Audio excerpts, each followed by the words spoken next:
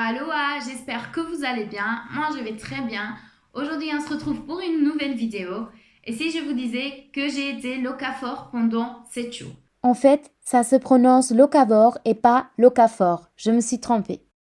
Je suis certaine que certains d'entre vous ne sauront pas ce que c'est, comme moi, il y a 7 jours. En fait, une personne locavore est une personne qui a décidé de manger que des aliments qui ont parcouru entre 0 et 250 km de l'endroit où la personne habite, ou bien des produits frais et de saison, ou bien que des produits issus d'une production durable. Donc moi, vivant au Luxembourg, j'ai décidé de consommer soit des produits qui ont le label Made in Luxembourg, soit les produits qui ont le label marque nationale, ou bien tout simplement, je suis allée directement chez des agriculteurs et j'ai acheté mes produits directement chez eux. Bref, assez de blabla, je vais faire des courses et je vous montrerai après tout ce que j'ai acheté. Donc pour commencer, je vais vous parler du Pret Maraf. Le Pret Maraf, c'est en fait une ferme qui propose pas mal de produits. Moi, par exemple, j'ai acheté du jus de poire, ainsi que des pâtes tricolores, quelques pommes, des carottes, des oignons et une confiture à la cerise. Donc c'est une ferme qui vend directement ses produits aux consommateurs. Je trouve que c'est hyper cool. Ensuite, on a été au supermarché et j'ai essayé de trouver un maximum de marques ou de produits qui ont les labels luxembourgeois. Donc pour tout ce qui est viande et charcuterie, comme vous pouvez le voir là, j'ai pris soit marque nationale, soit made avec le logo Made in Luxembourg. Maintenant, pour tout ce qui est produits laitiers ainsi que sablé ou encore le beurre, j'ai pris de la marque Luxley. Donc, Luxley est une entreprise qui a été créée en 1894 et il propose vraiment pas mal de produits laitiers comme des yaourts, du beurre, des biscuits, mais aussi des glaces. Et aussi, j'ai pris du fromage à tartiner. Ensuite, j'ai acheté de l'eau de la marque Rosport. Comme vous le voyez à nouveau, on retrouve le petit logo Made in Luxembourg. Tout ce qui est pain et viennoiserie, je vais aller acheter chez Fischer. Fischer est une boulangerie qui a été créée en 1913 et la boulangerie s'engage à utiliser des ingrédients soit du Luxembourg, soit de la grande région. Je trouve que c'est vraiment super.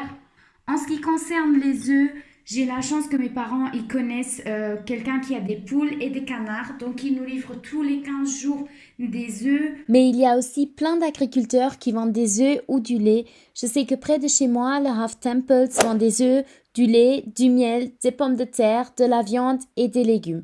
D'ailleurs, si ça vous intéresse, vous trouverez les sites web de toutes les marques et agriculteurs dans la barre d'infos. Maintenant, je vais vous parler de la marque Moutarderie du Luxembourg. La Moutarderie de Luxembourg a été créée en 1922. Leur produit phare, c'est la moutarde, mais ils vendent également de l'andalouse, du ketchup ou encore de la mayonnaise. Nous, franchement, ici à la maison, on aime bien leur andalouse. Voilà, ça c'était les premières courses que j'ai faites, 100% locales. Maintenant, je vais vous montrer quelques plats que je me suis préparés tout au long de cette semaine et qui sont 100% locaux. J'ai aussi été faire les courses plusieurs fois pendant la semaine, donc ne soyez pas étonnés si vous voyez des aliments que vous n'avez pas vus quand je vous ai montré les courses.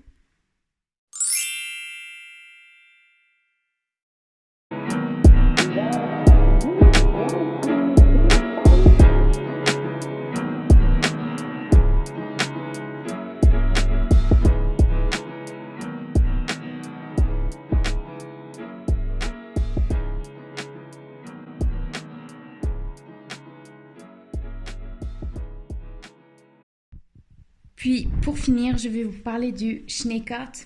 Schneekart, c'est en fait un traiteur. Et comme vous voyez partout, il y a le label Made in Luxembourg. Donc là, il y a des pâtes aux scampi thaï et des raviolis aux épinards. Ils font également des pâtes Riesling. Et le Graal absolu, j'ai trouvé de la glace Made in Luxembourg. Donc je suis hyper contente. Je sais que ça fait un peu beaucoup d'emballage.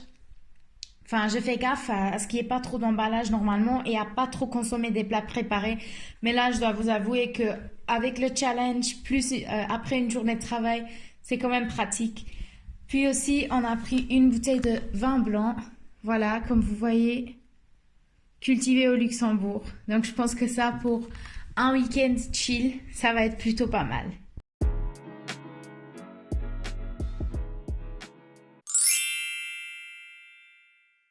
Après les 7 jours, en fait, je pense qu'à long terme, ça me serait impossible de tenir cette diète 100% locale. Par exemple, je sais que j'aime certains poissons qui ne sont pas produits au Luxembourg, tout simplement. Puis aussi, le café, les gars. Le café, ça fait 7 jours sans café. Je vous assure que je pense que lundi matin, quand j'aurai mon café, je serai hyper contente. Bref, je sais qu'il y a deux petits trucs que je ne saurais pas faire sans. Niveau budget, je suis un peu mitigée. Tout ce qui est légumes et fruits, je trouve que c'était moins cher chez l'agriculteur que dans un supermarché.